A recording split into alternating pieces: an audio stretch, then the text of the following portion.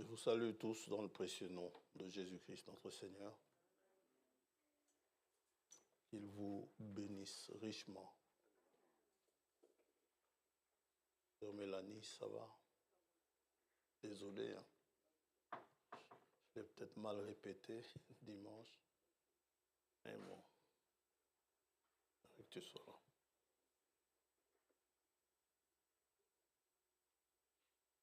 Bien, nous sommes là pour la Sainte Seine. Nous allons avoir une soirée de souvenirs et puis le lavage de pieds. Ceux qui prennent le pain doivent se laver les pieds, doivent aller jusqu'au bout.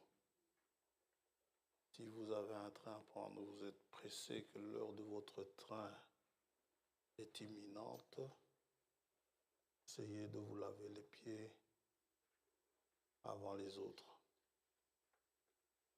Comme ça, tout est complet. Mais sinon, aux alentours de 19h30, 19h15, 19h30, on aura terminé. On verra bien.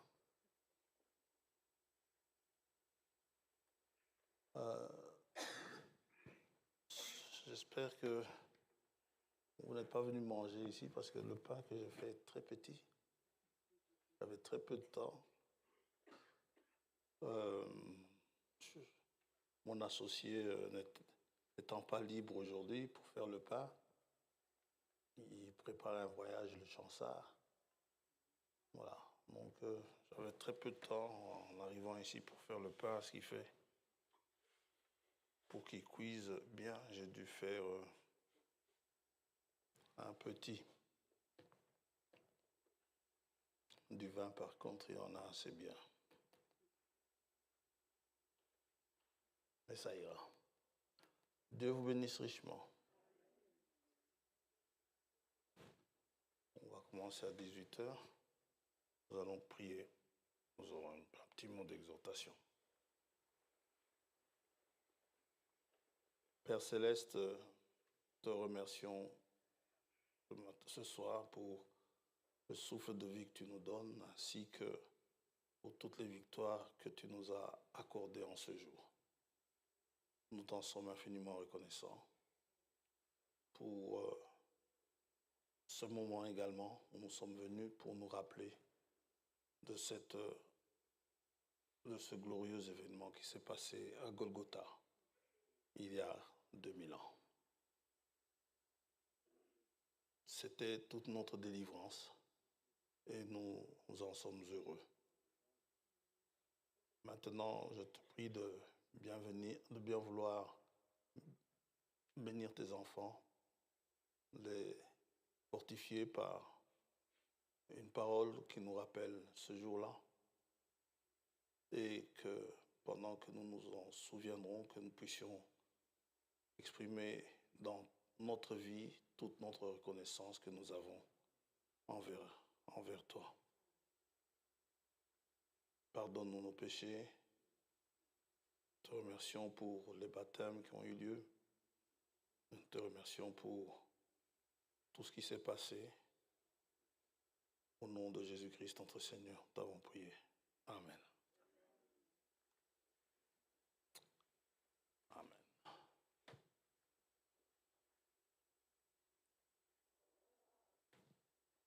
Bien. Nous sommes particulièrement heureux ce soir. C'est la Sainte Seine. On en prend en moyenne 4 par an. Dans le temps, on prenait une chaque mois, chaque début du mois. Mais bon, je crois entre 4 et 5, c'est un bon chiffre. OK? On verra s'il faut rajouter.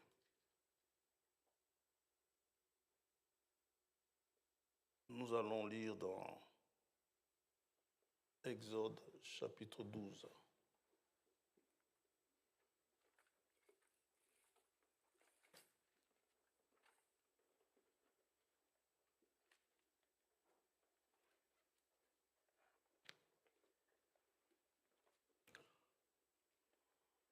En ce jour de Pâques catholique, les gens disent Pâques chrétienne, en ce jour de Pâques catholique, nous allons lire l'institution de la Pâque juive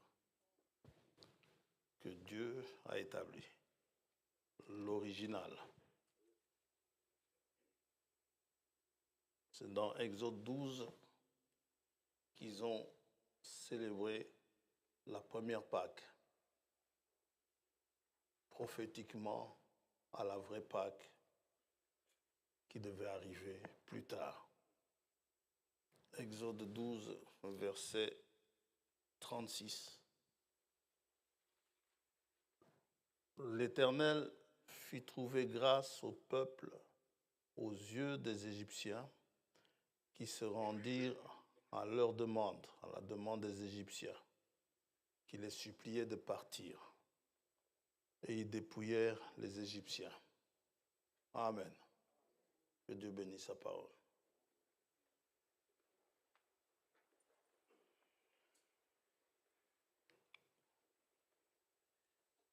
Et ils dépouillèrent les Égyptiens. On va intituler cela comme ça.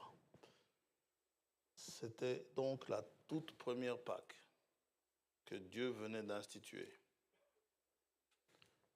La Pâque juive, on le dit souvent, ne signifie pas ce que la Pâque catholique nous dit.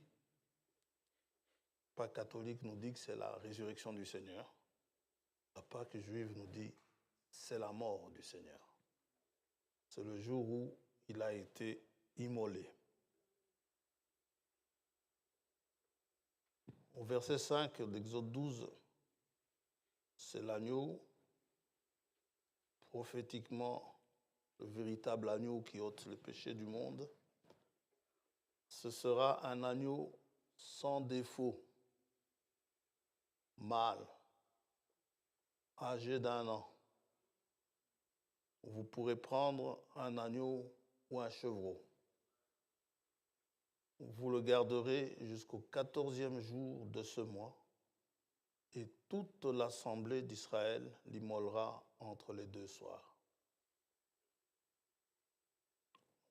On prendra de son sang et on en mettra sur les 2 poteaux et sur le linteau de la porte des maisons où on le mangera.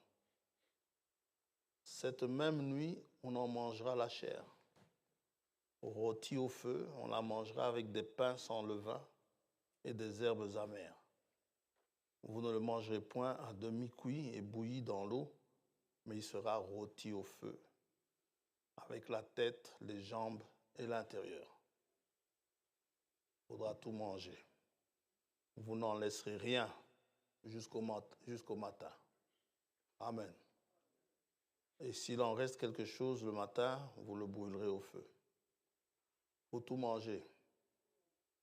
Tout ce qui est dans l'agneau est bon. L'agneau de Dieu étant la parole, tout dans la parole est bon. Quand vous le mangerez, vous aurez vos reins sains, soyez prêts, vos souliers aux pieds et votre bâton à la main, et vous le mangerez à la hâte. C'est la Pâque de l'Éternel. Ce jour-là était un très mauvais jour pour les Égyptiens. La vraie Pâque, Christ, qui est notre Pâque, on lira, c'était un très mauvais jour pour le royaume des ténèbres. C'était un jour difficile pour les Égyptiens. L'Éternel les a durement frappés. Au verset 29, toujours Exode 12, au milieu de la nuit, l'Éternel frappa tous les premiers-nés dans le pays d'Égypte, depuis le premier-né de Pharaon assis sur son trône, jusqu'au premier-né du captif dans sa prison, et jusqu'à tous les premiers-nés des animaux. Même la prison n'était pas un refuge pour eux. Pharaon se leva de nuit. Le temps était dur. Lui et tous ses serviteurs et tous les Égyptiens, et il y eut de grands cris en Égypte, car il n'y avait point de maison où il n'y ait un mort. Amen. Dans la nuit même, ce même Pharaon qui ne voulait pas les laisser partir, ce même Pharaon qui ne voulait pas les lâcher, dans la nuit même, Pharaon appela Moïse et Aaron et leur dit, « Levez-vous. » C'est à peine s'il ne disait pas, « S'il vous plaît. » Sortez du milieu de mon peuple, vous et les enfants d'Israël. Allez, servez l'Éternel comme vous l'avez dit. Prenez vos brebis, prenez vos bœufs, comme vous l'avez dit. Allez et bénissez-moi. Les Égyptiens pressaient le peuple et avaient hâte de le renvoyer du pays, car ils disaient, nous périrons tous. Vous savez, Dieu ne blague pas. Dieu lui a dit depuis longtemps, laisse aller mon peuple. Je te demande gentiment, laisse-le aller pour qu'il me serve. Avec arrogance, il va se permettre de répondre, qui est l'Éternel, pour que je le serve. Dieu dit à Moïse, fais ce que je te dis de faire, et ils sauront qui je suis. Amen. Dans Exode 5,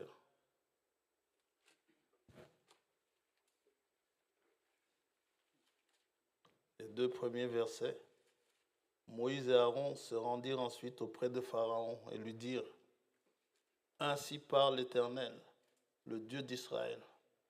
Laisse aller mon peuple pour qu'il célèbre au désert une fête en mon honneur. Pharaon répondit, qui est l'Éternel, pour que j'obéisse à sa voix en laissant aller Israël. Je ne connais point l'Éternel et je ne laisserai point aller Israël. C'est ce que Satan dit. Il vous a coincé quelque part, il vous a attrapé quelque part, dans des liens. On a beau dire, Satan lâche-le, il ne vous lâche pas. Il refuse de vous lâcher. Il dit, ils sont à moi, ils ont péché, ils sont à moi. Dieu dit, non, je les ai rachetés. Laisse-les sortir, qu'ils m'offrent les sacrifices. Et Dieu dit à Moïse, Pharaon s'endurcira. Il ne vous laissera pas partir du premier coup. Vous devez savoir que la situation est toujours sous contrôle. Le contrôle n'échappe jamais à Dieu.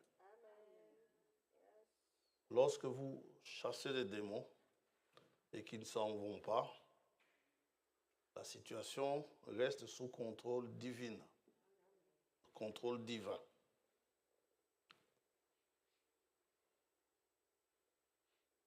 Finalement, lorsque la main de Dieu va peser lourdement sur Pharaon, Pharaon va même presser le peuple pour qu'il parte et quasiment en le payant pour partir.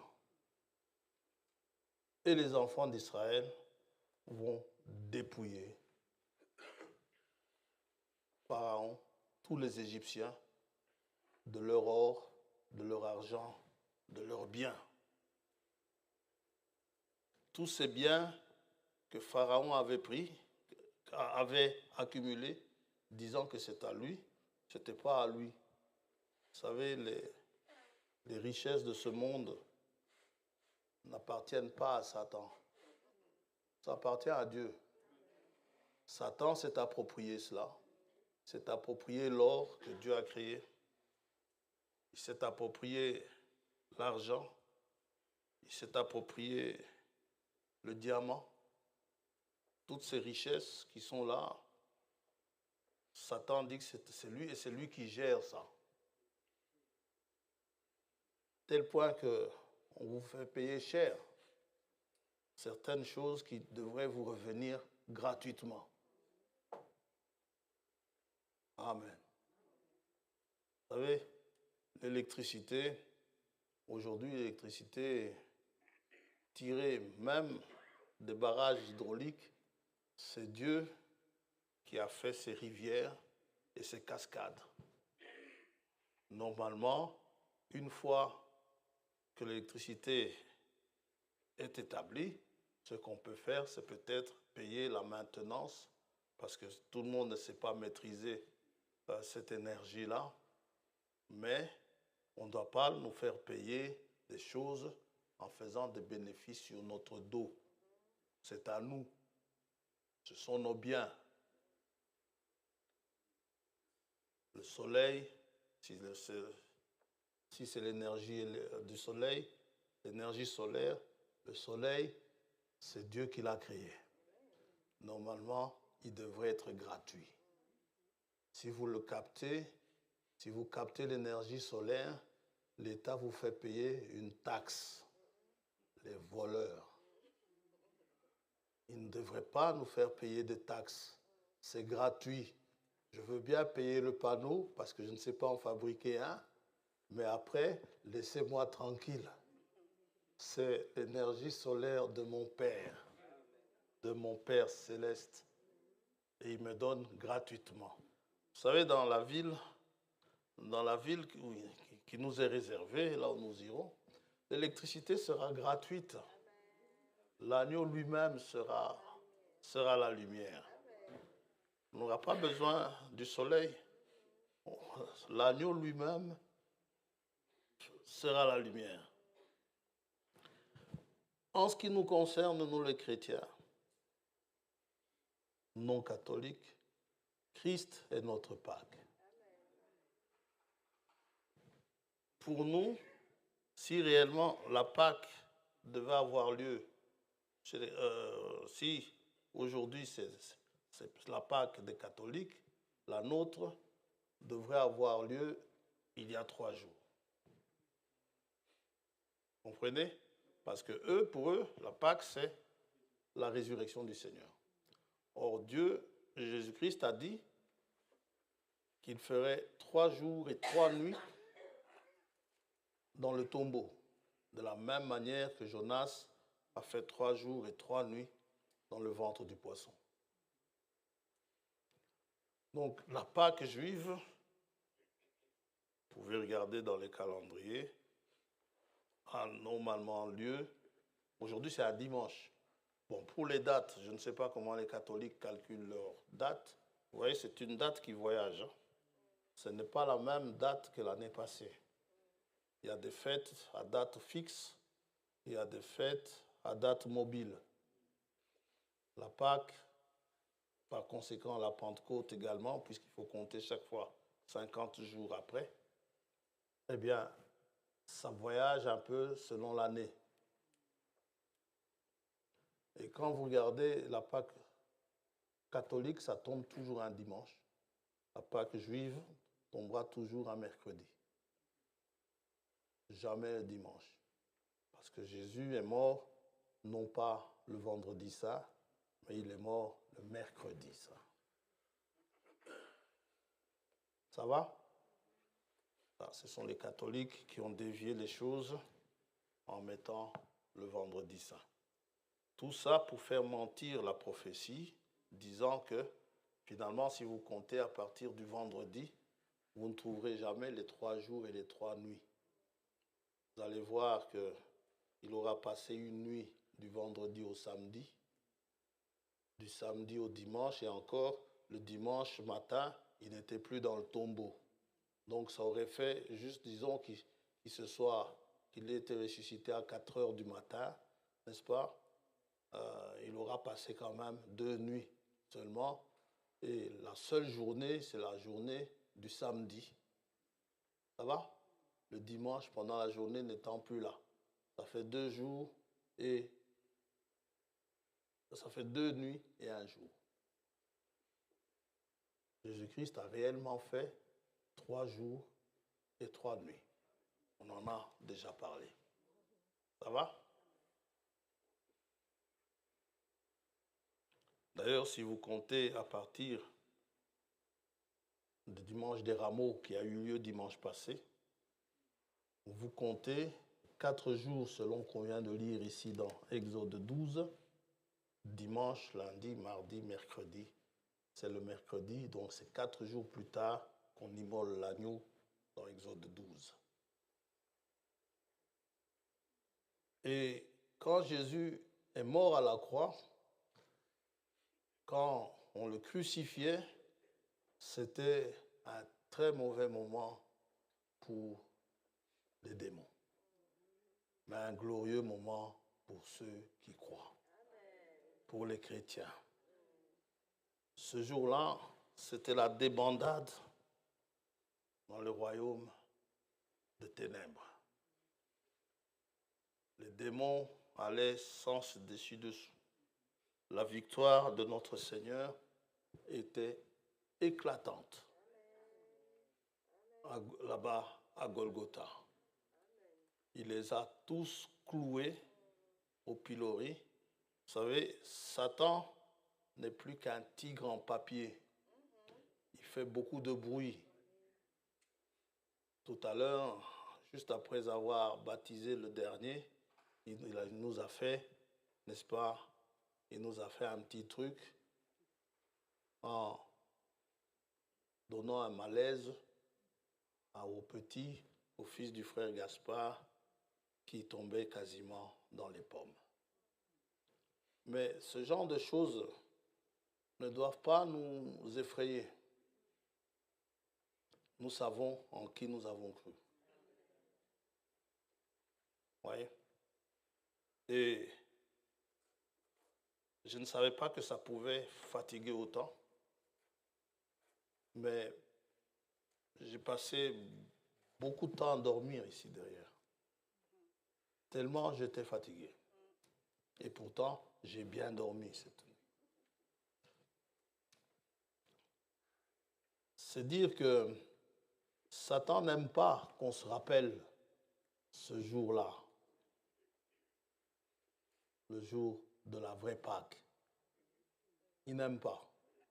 Mais parce qu'il n'aime pas, nous aimons. Ce que lui aime, nous n'aimons pas. Ce que nous aimons, lui n'aime pas. Nos désirs sont contraires. Dans Colossiens chapitre 2, l'apôtre dit que le jour où le Seigneur a été immolé,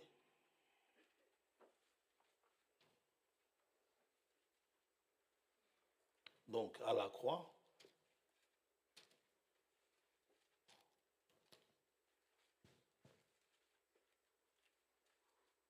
verset 14, il a effacé l'acte dont les ordonnances nous condamnaient. Amen.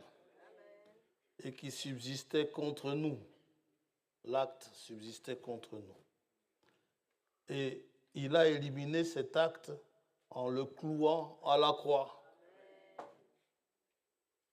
Amen. On a parlé ici, je crois que c'était vendredi. Vous savez, dans le combat qui nous oppose à Satan, Dieu nous favorise. Nous avons les faveurs de l'arbitre. Donc Dieu arbitre. Quand Satan donne un coup, Dieu siffle la faute. Amen.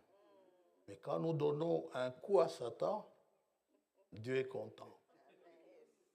Dites amen à ça. Ah, Satan va dire que Dieu est injuste. Paul dit, il n'est pas injuste. Il n'y a pas de meilleure justice que celle-là. Non seulement il siffle les fautes de Satan, mais il nous arme. Il nous dit contre les traits enflammés de Satan, voici l'arme qu'il faut. Contre la paresse spirituelle, Voici l'arme qu'il faut, le zèle. Et le zèle, vous l'avez comment? Par l'évangile de paix. Regardez seulement quand vous êtes fatigué, ou plutôt quand vous voulez aller écouter la parole, regardez comment il va vous fatiguer l'autre, pour que vous n'y alliez pas. Parce qu'il sait que cet évangile vous donne la paix, vous donne le zèle. Hier, j'étais content en plein cimetière que l'on chante quand l'épreuve arrive. C'était un très bon endroit pour le chanter.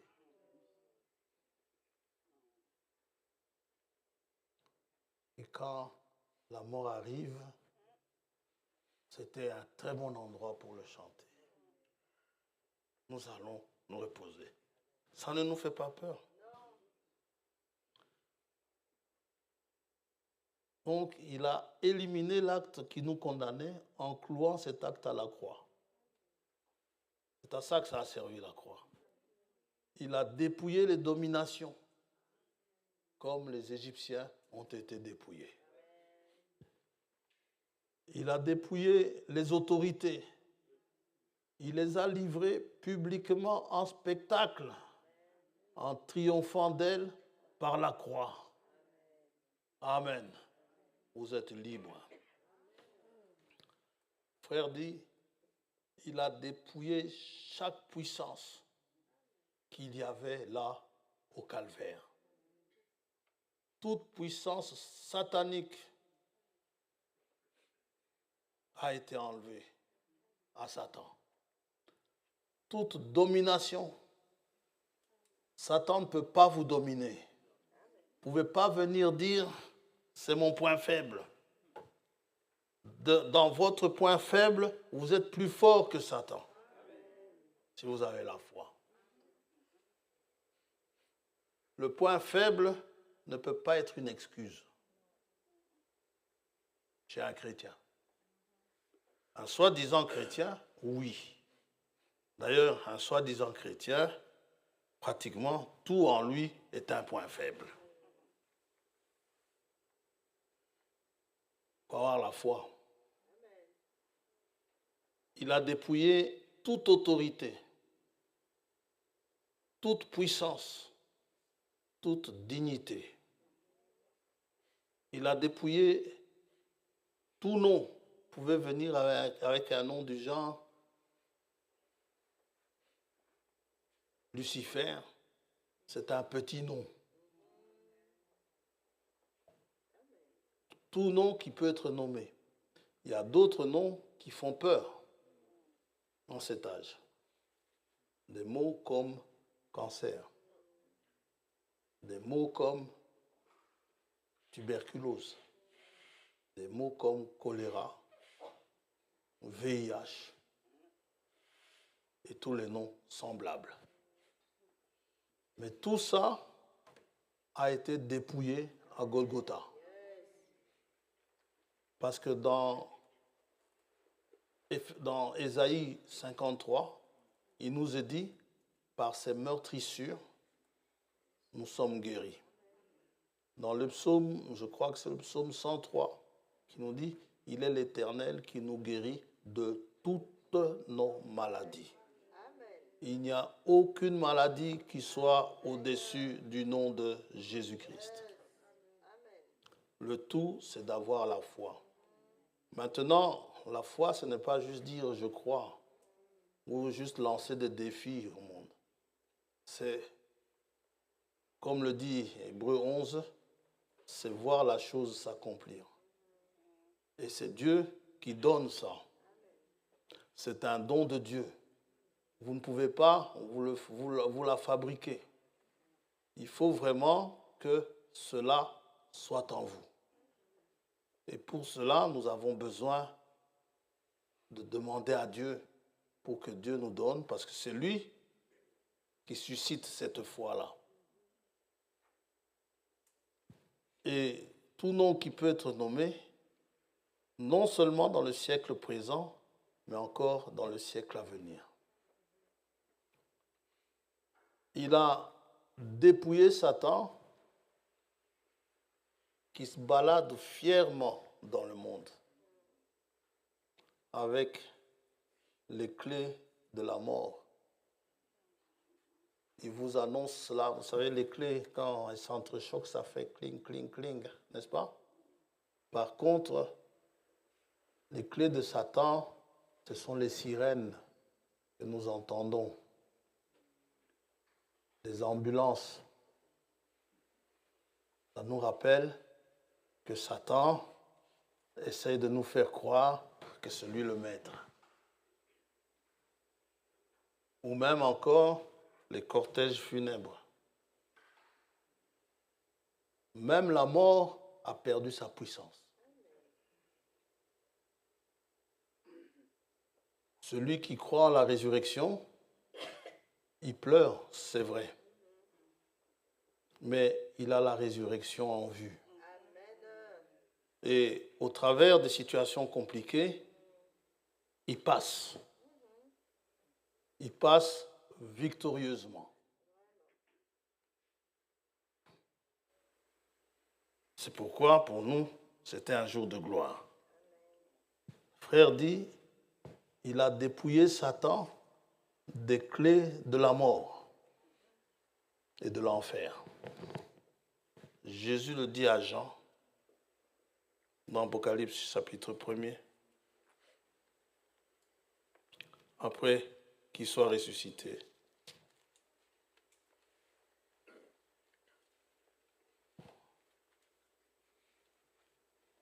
Il dit,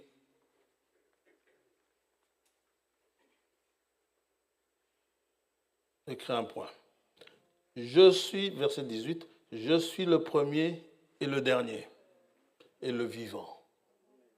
J'étais mort, et voici, je suis vivant au siècle des siècles. Je tiens les clés de la mort et du séjour des morts.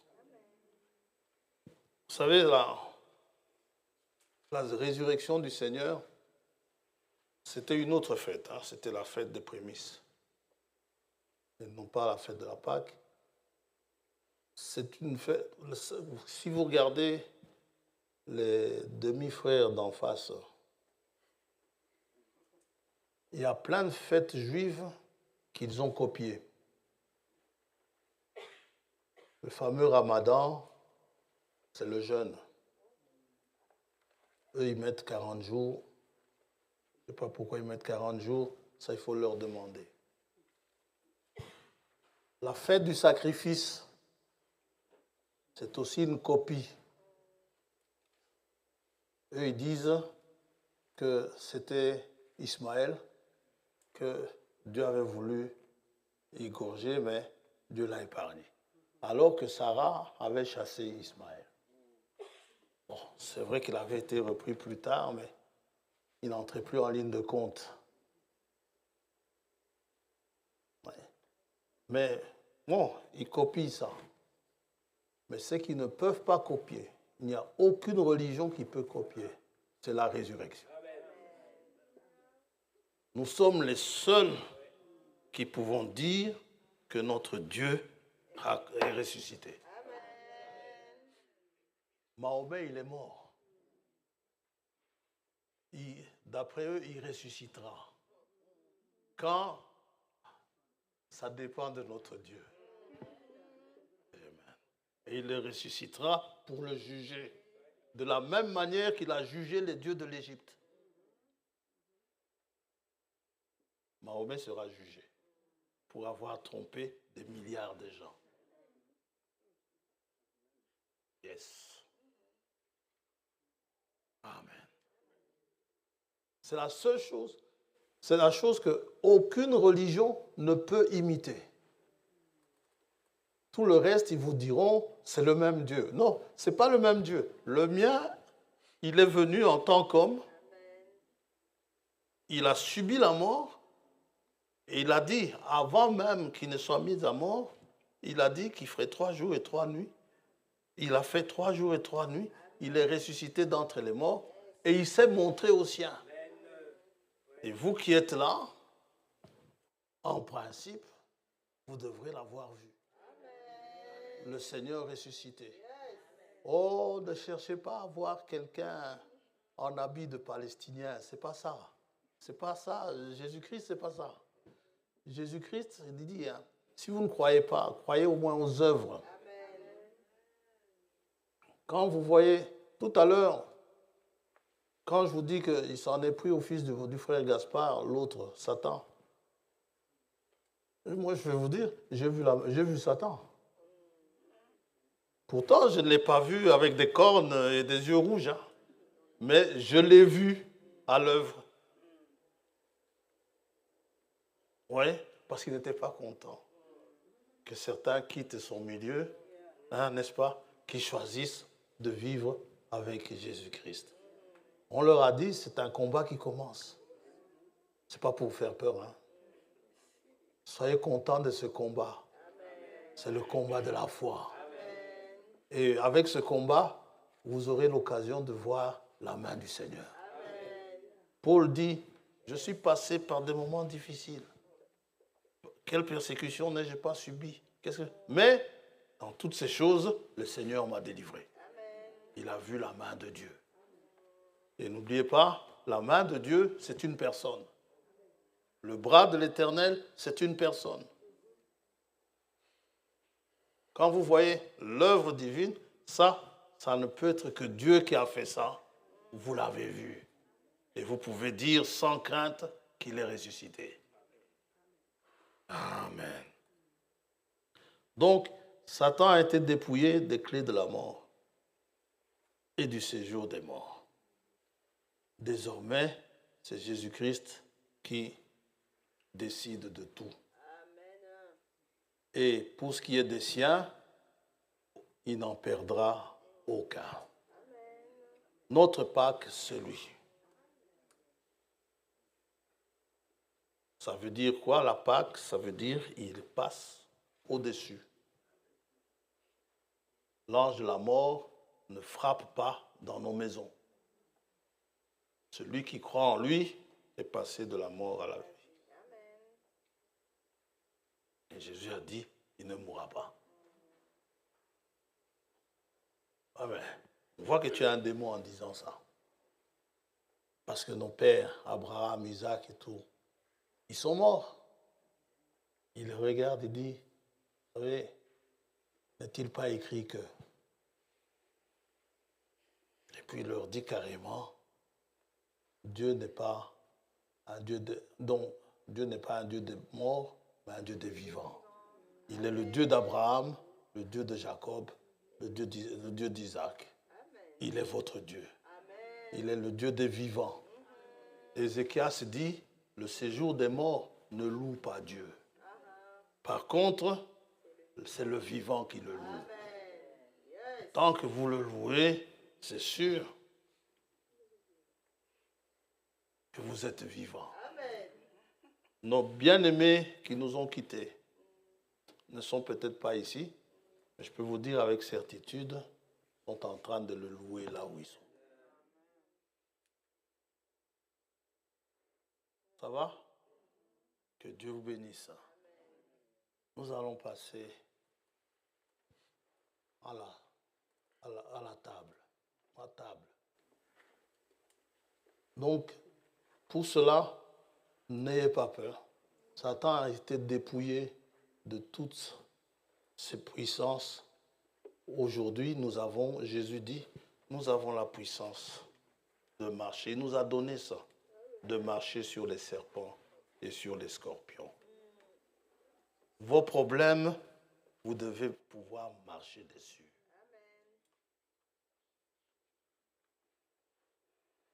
C'est vrai que parfois, ça semble fatiguer un peu, mais il faut vite se relever. Un chrétien ne reste pas couché, abattu. Que Dieu vous bénisse. Je ne sais pas si vous chantez maintenant ou quoi.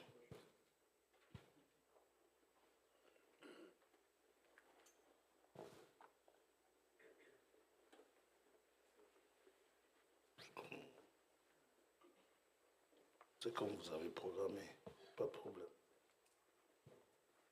Et nous allons chanter, justement, parce que quand on est victorieux, on est dans la joie, et celui qui est dans la joie, il chante des cantiques.